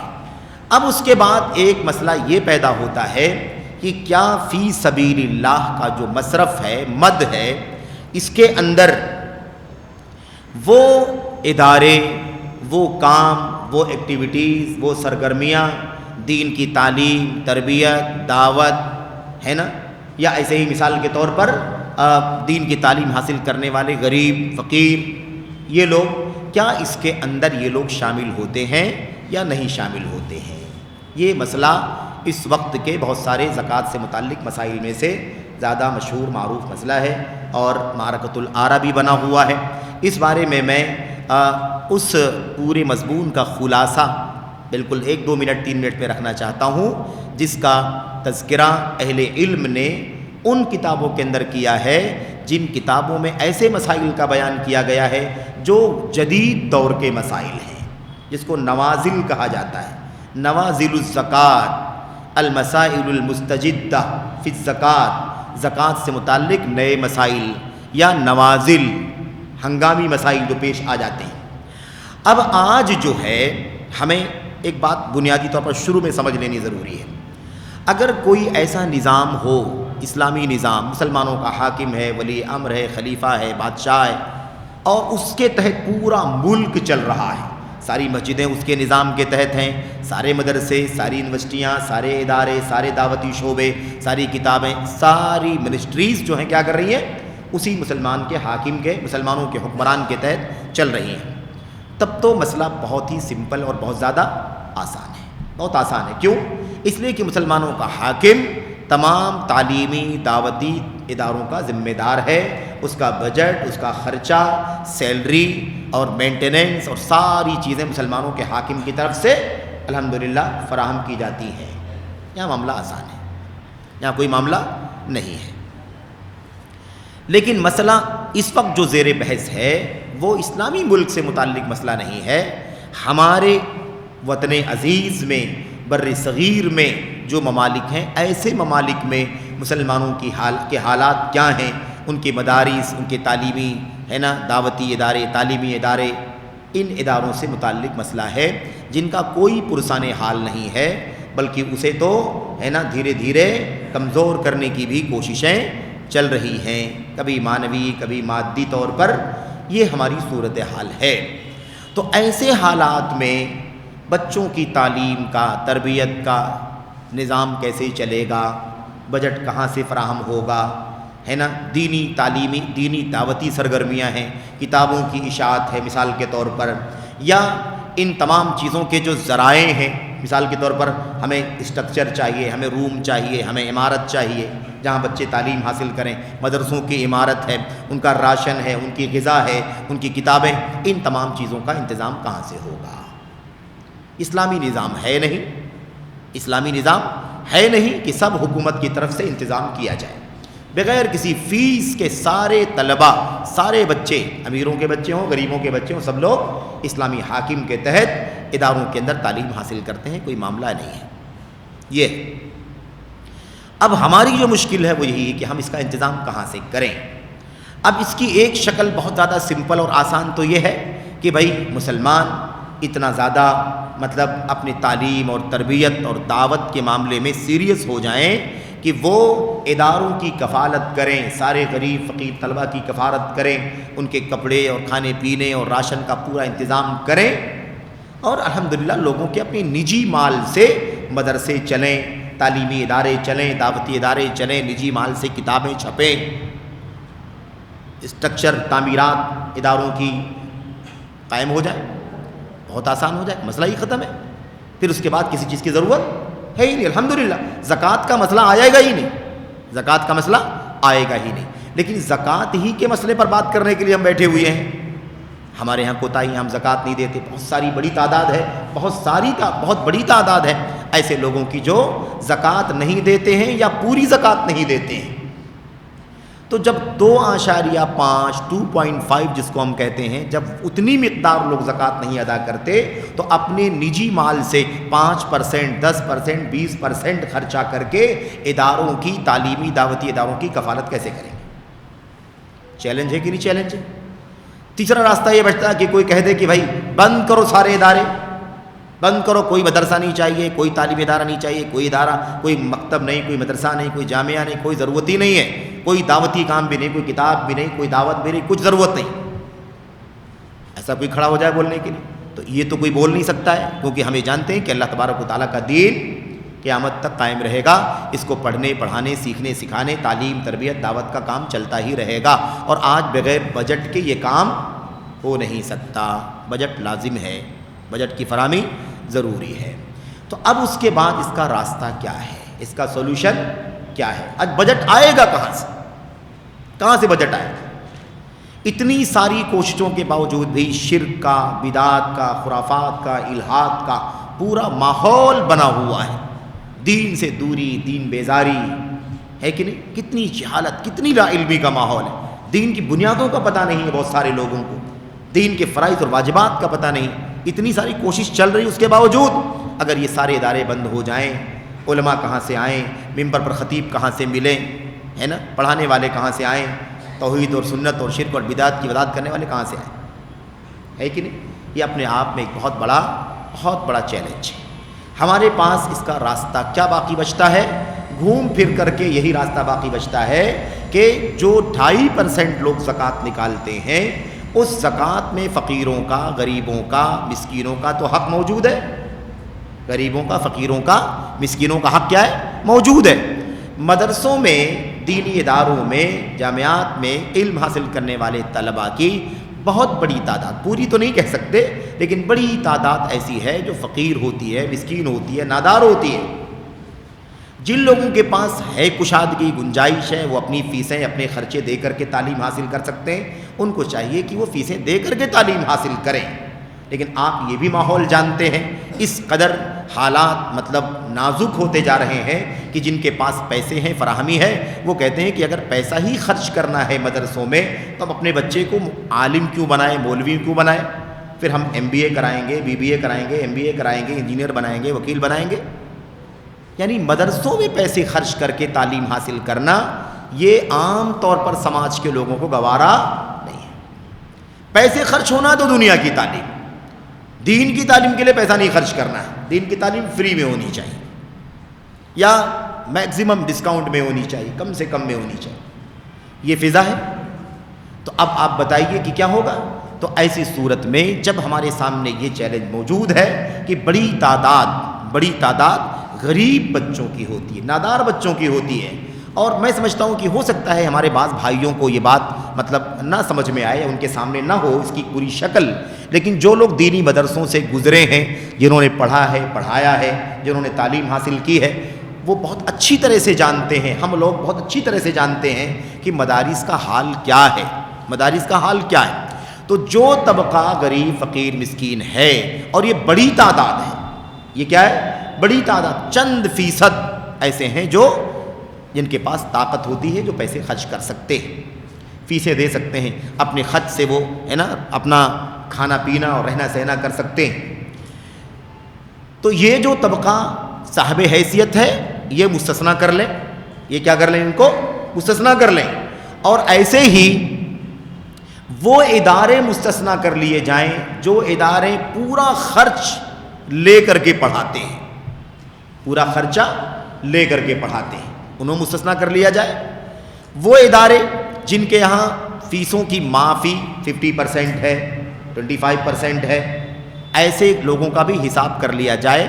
ان کو چھوڑ کر کے جو طلبہ غریب، فقیر، مسکین، نادار، مسافر مدرسوں میں تعلیم حاصل کرتے ہیں، ان تعلیم حاصل کرنے والے غریب طلباء کو فقراء اور مساکین کی ضمن میں شامل کر کے ان کی تعلیم اور تربیت پر زکوٰۃ کی رقم خرچ کی جائے.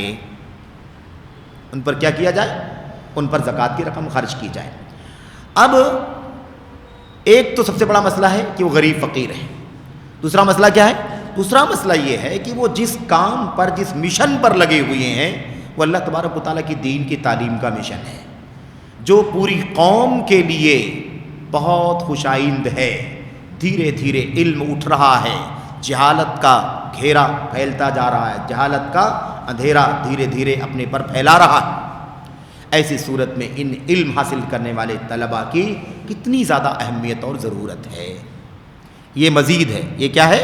یہ مزید ہے، یعنی اہمیت کے اعتبار سے. علماء کرام کا ایک طبقہ کہتا ہے کہ ان لوگوں کو جو فقراء مساکین کے ضمن میں آتے ہیں، ایسے لوگوں پر زکوٰۃ کی رقم خرچ ہو سکتی ہے. اسی کو عام لفظوں میں کہتے ہیں وہ مدارس جو مدارس طلباء سے فیس نہیں لیتے ہیں یا برائے نام فیس لیتے ہیں، ان اداروں کو اس بات کی اجازت ہے کہ وہ اتنی مقدار میں زکوٰۃ لے کر کے ان غریب طلباء کی تعلیم کا، تربیت کا، ان کے راشن کا، کھانے پینے کا انتظام کریں. یہ زکوٰۃ کے اندر فی سبیل اللہ کے فنڈ میں شامل ہوتا ہے. اب اسی فی سبیل اللہ کے بارے میں اختلاف ہے. یہ بات طے ہے کہ اس سے مراد اللہ تبارک و تعالیٰ کے راستے میں جہاد ہے. اس میں یہ معاملہ آتا ہے کہ نہیں آتا ہے، میں اسی کے بارے میں خلاصہ آپ کے سامنے پیش کرنا چاہتا ہوں. ہمارے ایک استاذ مدینہ یونیورسٹی میں ہمارے ایک استاذ تھے، غالباً ابھی بھی ہوں گے انشاءاللہ تبارک و تعالیٰ، باحیات ہوں گے. ان کا نام ہے دکتور غفیلی ان کا نام ہے، اور بہت بلند پایا عالم گزرے ہیں، اور الحمدللہ ان کی بہت ساری کتاب ہیں. ڈاکٹر عبداللہ بن منصور الغفیلی ان کی کتاب ہے نوازل الزکوٰۃ المعاصرہ. نوازل الزکوٰۃ المعاصرہ یعنی موجودہ دور کے زکوٰۃ سے متعلق نئے مسائل. موجودہ دور میں زکوٰۃ کے سے جڑے ہوئے نئے ایشوز، نئے مسائل. اس ضمن میں یہ مسئلہ بھی زیر بحث آیا ہوا ہے. یہ کتاب شیخ کی ہے، دکتور منصور عبداللہ منصور غفیلی کی ہے، لیکن ایسا نہیں ہے کہ انہوں نے اپنی طرف سے کوئی بات لکھ دی ہے. انہوں نے بہت تفصیل سے بات کی ہے. میں آپ کو خلاصہ بتاتا ہوں. وہ کہتے ہیں کہ جب ہم قرآن کی آیتوں کو پڑھتے ہیں، اللہ کے نبی کی حدیثوں کو پڑھتے ہیں، صحابہ کرام کی سیرت کو پڑھتے ہیں، تو ہمیں کئی طرح کی دلیلیں ملتی ہیں. فی سبیل اللہ سے مراد میدان جنگ ہے، نمبر 1. فی سبیل اللہ سے مراد حج اور عمرہ ہے. فی سبیل اللہ سے مراد کیا ہے؟ حج اور عمرہ ہے. نمبر 2.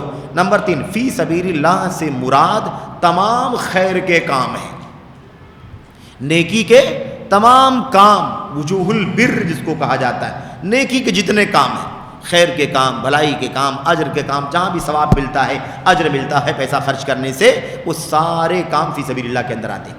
تیسری رائے. چوتھی ایک رائے کیا ہے؟ چوتھی ایک رائے یہ ہے کہ اس سے مراد نہ صرف حج و عمرہ ہے اور نہ اس سے مراد سارے نیکی کا کام ہے، بلکہ اس سے مراد وہی کام ہے جس کام کے لیے میدان میں جہاد ہوتا ہے. میدان میں جہاد کس کام کے لیے ہوتا ہے بھائی؟ کس کام کے لیے ہوتا ہے؟ اللہ کے نبی نے فرمایا تھا من قاتل لتکون کلمۃ اللہ ہی العلیٰ فہو فی سبیل اللہ. جو اللہ کے راستے میں اس نیت سے لڑے کہ اللہ کا کلمہ بلند ہو جائے، وہ اللہ کے راستے میں ہے. تو اللہ کی توحید کو دنیا میں عام کرنے کے لیے، شرک کا خاتمہ کرنے کے لیے، سنت کو عام کرنے کے لیے اور بدعت کا خاتمہ کرنے کے لیے میدان جہاد میں مجاہدین جنگ کرنے کے لیے نکلتے ہیں، اور یا تو شہید ہو کر کے اللہ کے ہاں اجر پاتے ہیں یا غازی بن کر کے واپس آتے ہیں. ہے کہ نہیں؟ آخر جہاد کا ہی تو مقصد ہے. اب اس مقصد پر جتنے کام ہیں وہی کام فی سبیل اللہ کے اندر شامل ہے. توحید کی دعوت، توحید کے کلمے کی بلندی کا کام میدان جہاد میں ہو رہا ہے، وہی کام ان دینی تعلیم و تربیت کے مدارس سے ہو رہا ہے. اسی مشن کا حصہ ہے وہ. جب تعلیم و تربیت اور دعوت سے گزرنے کے بعد میدان کارزار کی نوبت آتی ہے تو اس کو فی سبیل اللہ کہا جا رہا ہے. اور اس کی شروعات کہاں سے ہو رہی ہے؟ اس کی شروعات یہیں سے ہو رہی ہے جو اللہ کے نبی علیہ السلام نے مسجد نبوی میں صفہ میں اپنے صحابہ کرام کو، غریب صحابہ کرام کو پڑھایا، لکھایا، سکھایا. پھر انہوں نے دعوت دی، انہوں نے تعلیم و تربیت کا مشن اٹھایا. پھر وہی کام جب آگے بڑھا تو میدان کارزار میں کفار اور مشرکین کی فوجیں کیا ہو گئیں؟ آمنے سامنے ہو. یہ جو چوتھی بات جو آپ کے سامنے آئی ہے، اسی پر کبار علماء بورڈ، ہیئت کبار العلماء، سعودی عرب کا کبار علماء بورڈ جو ہے، ان لوگوں نے باقاعدہ رابطہ عالم اسلامی مکہ مکرمہ کے اندر جو بہت بڑا عالمی سیمینار ہوا تھا، اس کے اندر یہ طے ہوا تھا کہ یہی بات زیادہ راجح ہے. دلیل کیا ہے؟ کیوں شامل کیا جا رہا ہے؟ ایک بات تو آپ نے سن لیا کہ میدان جہاد کا جو مقصد ہے وہی مقصد تعلیم کا ہے، وہی مقصد تربیت کا ہے. دلیلوں میں سے ایک دلیل کیا ہے؟ اللہ کی نبی محمد الرسول اللہ صلی اللہ علیہ وسلم نے فرمایا سننا اچھی طرح سے اس بات کو ذہن میں رکھنا. اور یہ سب باتیں میں خلاصہ بتا رہا ہوں آپ کو. اس کتاب کا اگر تفصیل سے آپ مطالعہ کریں تو بات بہت اچھی طرح سامنے آ جائے گی. کہتے ہیں اللہ کے نبی نے فرمایا جاہد المشرکین باموالکم وانفسکم والسنتکم. جاہد المشرکین بانفسکم واموالکم والسنتکم.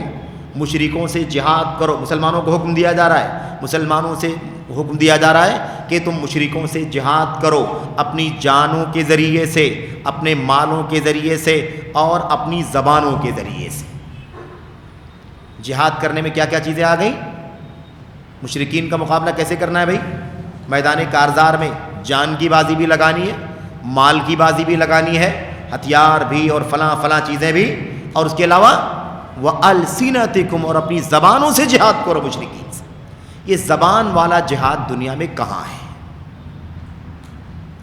زبان والا جہاد کہاں ہے؟ کوئی بتائے کہ مدارس کے علاوہ یہ جہاد کہاں سے نکلتا ہے؟ آخر یہ توحید و سنت کے پڑھنے والے، پڑھانے والے، تعلیم، تعلم اور دعوت اور قلم سے، زبان سے بولنے والے، لکھنے والے، یہی تو زبان سے جہاد کر رہے ہیں کہ نہیں کر رہے ہیں؟ یہ جہاد ہے۔ اللہ کے نبی کی زبان سے بھی یہ جہاد ہے۔ اللہ کے نبی نے اپنی زبان سے جہاد کرنے کے لیے کہا۔ زبان سے جہاد یہی ہے، شرک کے خلاف آدمی آواز اٹھائے، توحید کو بلند کرے، بدعت کے خلاف آواز اٹھائے، الحاد کے خلاف آواز اٹھائے، توحید سنت کو عام کرے، ہے کہ نہیں؟ اللہ کے نبی صلی اللہ علیہ وسلم کی لائی ہوئی سنت و شریعت کو عام کرے۔ یہ زبان سے ہوگا، قلم سے ہوگا، کتابوں سے ہوگا، ممبر سے ہوگا، اسٹیجوں سے ہوگا۔ یہ تو ہے اللہ تبارک و تعالیٰ کے راستے میں جہاد۔ اپنی زبانوں سے جہاد کرو۔ یہ بہت واضح دلیل ہے، یہ بہت واضح دلیل۔ ایسی وہ حدیث جس میں اللہ کے نبی علیہ الصلوۃ والسلام نے فرمایا تھا افضل الجہاد کلمۃ حق عند سلطان جائر۔ سب سے بڑا جہاد، سب سے زیادہ فضیلت والا جہاد وہ ہے کہ کسی ظالم حاکم کے سامنے حق کی بات کہی جائے۔ حق کی بات کسی حاکم، کسی ظالم حاکم کے سامنے کہی جائے۔ یہ کیا ہے؟ یہ اللہ تبارک و تعالیٰ کی راہ میں سب سے اچھا جہاد ہے۔ اللہ کے نبی نے بات کو جہاد کہا۔ کس کو کہا؟ حق بات کو کیا کہا؟ جہاد کہا نبی کریم صلی اللہ علیہ وسلم نے۔ ان دلیلوں کو، اور یہ اشارہ ہے اس کے علاوہ اور بہت ساری دلیلوں کو سامنے رکھتے ہوئے کبار علماء بورڈ کے ممبران نے، عالمی سطح کے فقہا نے، بڑے بڑے ہے نا گہرے علم اور بصیرت رکھنے والے علماء نے اس بات کو راجح قرار دیا کہ دینی تعلیمی مراکز میں، دینی تعلیمی اداروں میں، دعوتی اداروں میں جہاں یہی مشن، وہی جو میدان جہاد کا مشن ہے، خالص توحید کی اشاعت، خالص سنت کی اشاعت اور بدعت اور شرک اور الحاد کی تردید، اس مشن کے لیے جہاں جہاں جو کام چلتا ہے اس کو جہاد میں شامل کیا جائے گا، اس کو فی سبیل اللہ میں شامل کیا جائے گا۔ آگے بات سمجھ میں؟ اس بنیاد پر زیادہ راجح اور قریب ترین مسئلہ یہی ہے کہ مدارس کے اندر ان پڑھنے والے، تعلیم حاصل کرنے والے غریب، فقیر، مسکین طلبہ یہ زکوٰۃ کے مستحق ہیں، یہ زکوٰۃ کے حقدار ہیں۔ اب یہاں بہت سارے لوگ کہتے ہیں، بعض لوگ کہتے ہیں، کیا چلنا ہے کہ رکنا ہے؟ بعض لوگ کیا کہتے ہیں، ہمارے بھائی کہتے ہیں کہ بھائی زکوٰۃ کس کو دینی ہے؟ فقیر کو۔ زکوٰۃ کس کو دینی ہے؟ ہم نے کہا نا ابھی کہ زکوٰۃ میں مالک بنانا ہوتا ہے، جو فقیر ہے، غریب ہے، مسکین ہے، اس کو مالک بنانا۔ یہ پیسہ لے جا کر کے فقیر کو دو، یہ پیسہ لے جا کر کے غریب کو دو۔ کہتے ہیں جب تم زکوٰۃ کی رقم مدرسے میں لے جا کر کے دے دیتے ہو تو فقیر کے ہاتھ میں زکوٰۃ جاتی نہیں ہے، فقیر کے ہاتھ میں زکوٰۃ نہیں جاتی، یعنی طلبہ کے ہاتھ میں پیسہ نہیں جاتا ہے۔ اس طرح کی باتیں ہمارے علماء کرتے ہیں، شک نہیں ہے، یہ بات ٹھیک ہے، اپنی جگہ پر اصولی اعتبار سے صحیح ہے، لیکن اگر آپ معنوی طور پر دیکھیں، معنوی طور پر، تو وہ مدرسے کے ذمہ داران، وہ اس کا انچارج، وہ اس کا مدیر، وہ اس کا صدر، وہ اصل میں اپنے سارے غریب بچوں کا وکیل ہے۔ سارے غریب فقیر پڑھنے والے بچوں کا کون ہے؟ وہ وکیل ہے، ان کی طرف سے وہ نیابت کر رہا ہے اور وہ رقم ہی لے کر کے جا رہا ہے، پھر وہ وکیل بھی ہے اور پھر کفیل بھی ہے۔ تو کفالت کر رہا ہے، انہیں پکا کے کھلا رہا ہے، ان کے لیے پنکھے کا انتظام کر رہا ہے، ان کے لیے چھت کا انتظام کر رہا ہے، ان کے لیے پینے کے پانی کا انتظام کر رہا ہے، ان کے لیے ٹوائلٹ باتھ روم کا انتظام کر رہا ہے، ان کے لیے چٹائی کا بستر کا انتظام کر رہا ہے، ان کے لیے کتابوں اور دیگر ضروریات کا انتظام کر رہا ہے کہ نہیں کر رہا ہے؟ تو یہ ساری جو صورتحال ہے، اس بنیاد پر یہ چیز راجح قرار دی ہے۔ کبار علماء بورڈ کے ممبران نے آج سے کم و بیش میں سمجھتا ہوں 27-28 سال 30 سال پہلے کی بات ہے یہ، اسی وقت یہ مسئلہ عالمی سطح پر یہ مسئلہ آیا تھا کہ کیا زکوٰۃ کے اندر، کیا فی سبیل اللہ کے اندر، فی سبیل اللہ کا جو مصرف ہے اس میں کیا کیا آتا ہے، کیا کیا آتا ہے، سمجھ رہے؟ تو اس میں راجح کیا ہے؟ راجح یہی ہے کہ جس چیز کے ذریعے سے میدان جہاد، جو چیز جہاد کے اندر ہوتی ہے میدان میں، اگر وہی مشن کہیں اور اسی راستے پر کہیں اور کام ہو رہا ہے تو وہ بھی فی سبیل اللہ میں شامل کیا جائے گا۔ یہ بات ہو گئی آپ کے سامنے۔ اس کے بعد ایک دو باتیں اور مزید سمجھنے کی ضرورت ہے۔ ایک بات کیا ہے؟ ایک بات یہ ہے میرے بھائیوں کہ زکوٰۃ کے 8 فنڈ ہیں۔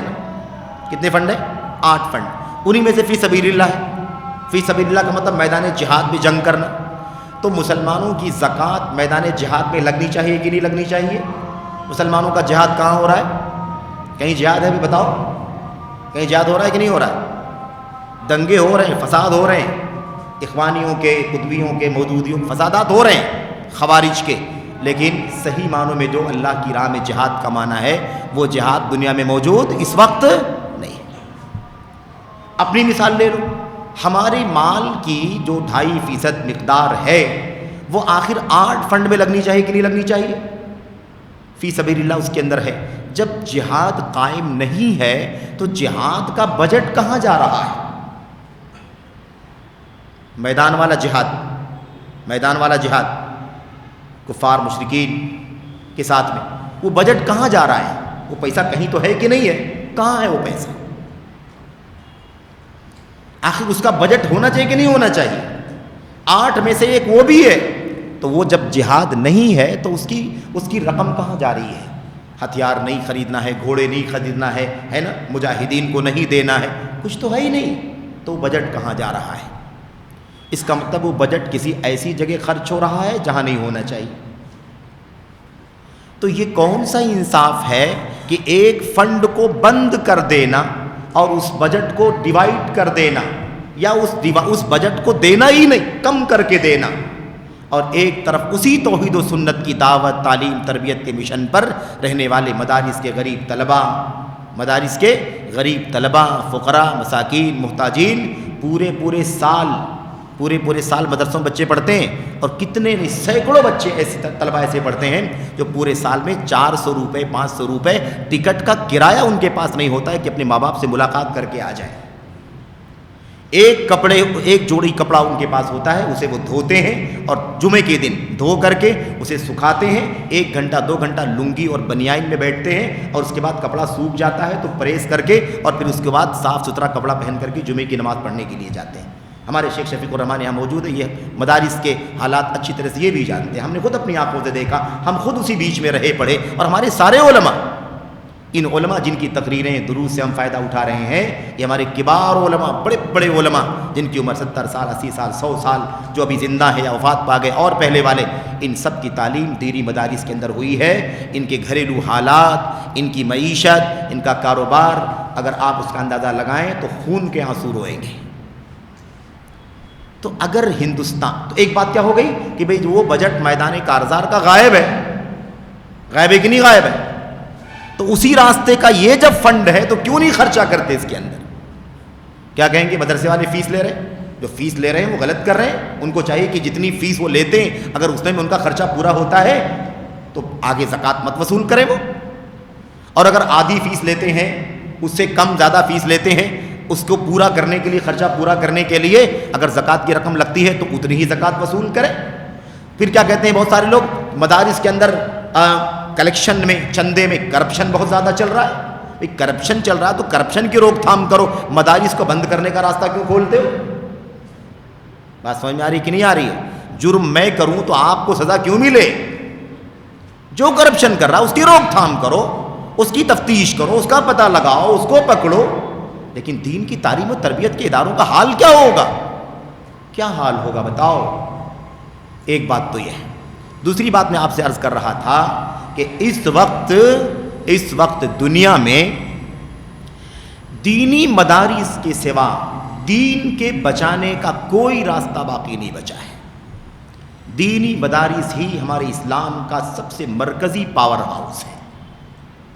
دینی مدارس، جامعات، مدرسے جو ہیں، آپ سوچئے کہ لکھا جا رہا ہے تو وہی مدرسے کے پڑھنے والے لکھ رہے ہیں، خطبہ دے رہے ہیں، تقریر کر رہے ہیں، درس دے رہے ہیں تو مدرسوں کے پڑھے ہوئے لوگ ہیں.